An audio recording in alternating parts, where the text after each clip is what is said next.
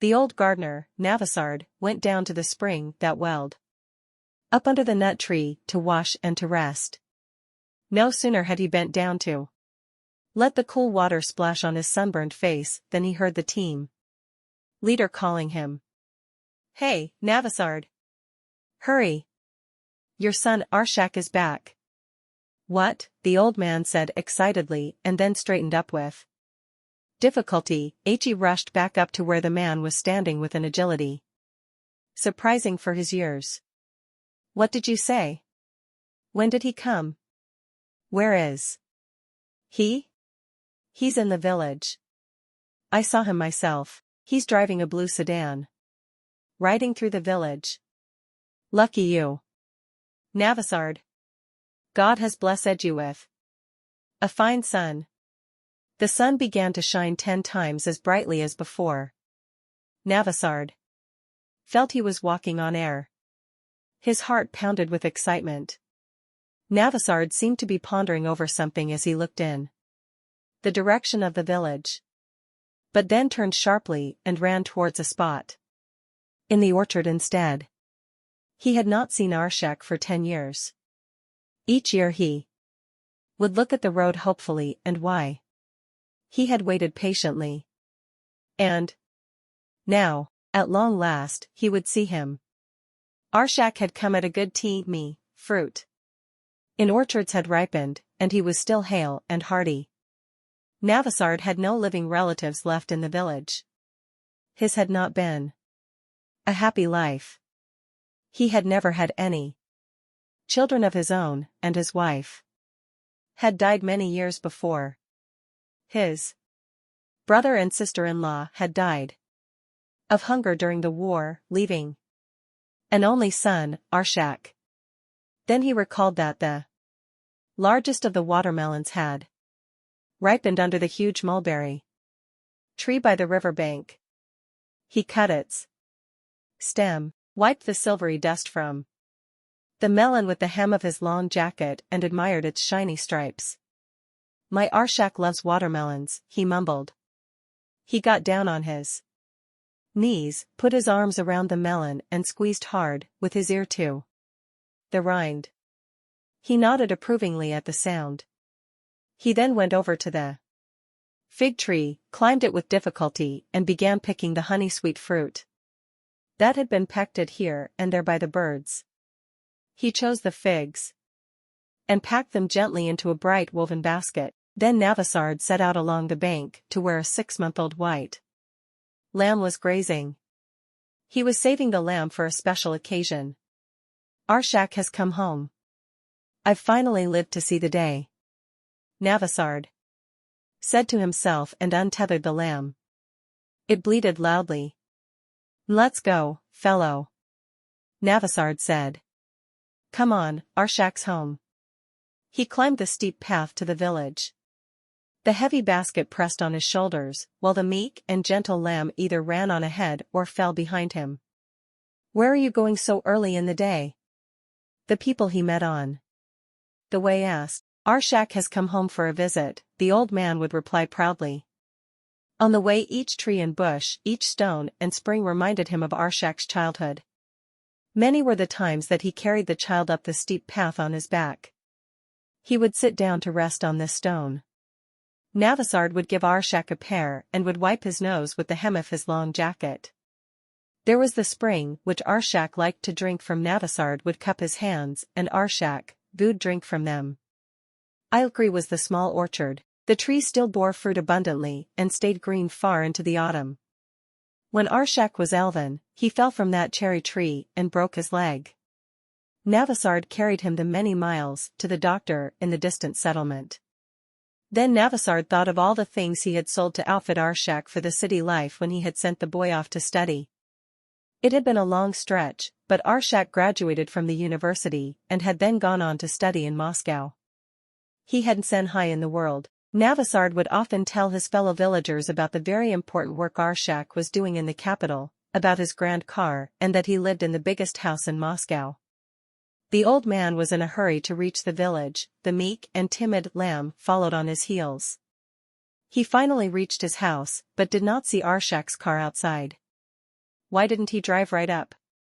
Navasard wondered. What I'm talking about. The gravel's too sharp here. He was probably afraid he'd ruin his tires. It's good he didn't drive up to the house. His one-story flat-roofed house, with a terrace and an earthen floor, was like an eagle's nest stuck onto the mountain slope, one among many others. Navasard entered the yard, set the basket on the ground, tossed an armful of grass to the lamb, and looked about. For the first time in his life, the house looked pitiful and decrepit to him. Well, it's Arshak's house, too. This is where he grew up. He won't be ashamed of his own house, he said to console himself, and began clearing the yard. Congratulations, Navasard. Arshak's come back. It was the old neighbor woman, looking over the fence. Navasard flushed with joy. Thank you, and may your wanderer return as well. I saw Arshak. Was he here? No, I went to the shop for a package of needles and saw him standing out in front of the farm office. What a fine boy he is. You'd never say he wasn't a Shah's son. Just couldn't take my eyes off him. May the Lord bless you. Thank you, the old man said in a voice that was thick with emotions. He went about tidying up the yard with zeal. First, he swept up the dirt. I don't want my boy to dirty his shoes. Then he hammered in a protruding nail with a rock. Arshak might catch his sleeve on it and tear his jacket. Navasard opened the door. A cot stood forlornly against the bare wall. I'll say, remember how you slept on this bed, Arshak, and I slept here, on the floor. He was thinking as he smoothed the cover. I'll say, this is your old bowl, the one you ate from. Look, Arshak, this is your wooden spoon. Remember the day I bought it from the woodcarver Manas, and you were angry, because there was no design on it? And then I took it to the artist and had it painted for you? Conversing thus in thought with Arshak, he set out for the spring. Brought some water and sprinkled the yard, the terrace and the floor inside. Then he began to sweep. Once again, the old neighbor woman's head appeared over the fence. Navasard, do you know that Arshak has gone over to the chairman's? No. When did he go there? Just before you got back. He must have seen there was no one at home and gone over there to rest up. He'll be along, he won't get lost. Of course. Navasard brought some kindling wood and stacked it by the outdoor fireplace. Then he took his knife from his belt and went over to the lamb. At the last moment he changed his mind. I'll wait till Arshak comes. He decided and looked in the direction of the chairman's two-story house. What's keeping him? It'll be dark soon. The figs will spoil, the cornel will lose its taste. He took the fruit from the basket and laid it on the windowsill. Then he borrowed a new tablecloth from the neighbors, covered the table, shook out the rug, covered the couch and put a pillow on it. Everything was now ready, still Arshak had not come. What's the matter? Why did he go to the chairman's house? Navasard wondered irritably, and a tremor passed through his hands. He hurried to console himself, however, saying, Arshak is an important man. He had to drop by and ask the chairman about how things are in the village. And what's the rush, anyway? I'll have him all to myself for a couple of days. I won't let him out of my sight. We'll make up for the lost time. The sun was setting. But still Arshak had not come home. The old man's anxiety mounted. There was a moment when he was about to set out for the chairman's house, but then he changed his mind. He went into the yard and called to his neighbor's grandson, "Run over and see what Arshak is doing. Tell him I'm at home and waiting for him," he said. The boy was back in no time. Well? Did you see Arshak? What's he doing, drinking tea? Did you tell him that I'm home? Yes. What did he say? He said, all right. Navasard repeated the words to himself. Well, then, that means he'll soon be home. I'll start the fire for the shashlik meanwhile. He had a good fire going in the fireplace. Then he set to cleaning the skewers. He went back into the house, wiped the dust off the lamp and sat down at the table to wait. Time dragged on endlessly. The lights went on in the village, and the houses took on a cozy look. The street noises were dying down soon. The only sound was that of dogs barking mournfully in the distance. Our shack had still not retuned. The fire died down, leaving a mound of ashes in the fireplace, while the lamb lay on the grass, chewing its cud. Navasard was all ears as he peered into the darkness. His eyes became strained and started to tear, his head felt heavy. He rose, but his feet refused to budge. Why should I go begging to him? I'm older than he is. He should come to me. He began to grumble, but then consoled himself once again by saying, well, he's an important man. Maybe he has some important business to discuss with the chairman. He'll come home in the morning.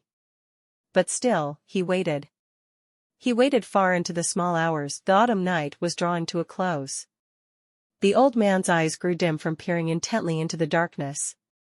Slumber gradually lulled him to sleep at the table. He did not know how long he had slept. He was awakened by the neighbor woman's voice calling from the yard. He opened his eyes and was surprised to see the first rays of the sun peeping into the window. Navasard. Hey, Navasard, the neighbor called. He rushed out of the house. His neighbor was looking over the fence. How come you've slept so late today? What is it? Is Arshak on his way here? No, she said and shook her head. Your Arshak is leaving. Look at the road. Navasard felt as if the roof had come down on his head. He ran over to the low shed and climbed to the roof. Arshak's car was speeding along the road, glittering in the sun, quickly becoming smaller and smaller. His unsteady gait was that of an old man. Navasard was making his way down the path to the orchards. His eyes that stared at the ground seemed to have become sunken, his back seemed more stooped than ever. The W-eyed Iamb gambled after him.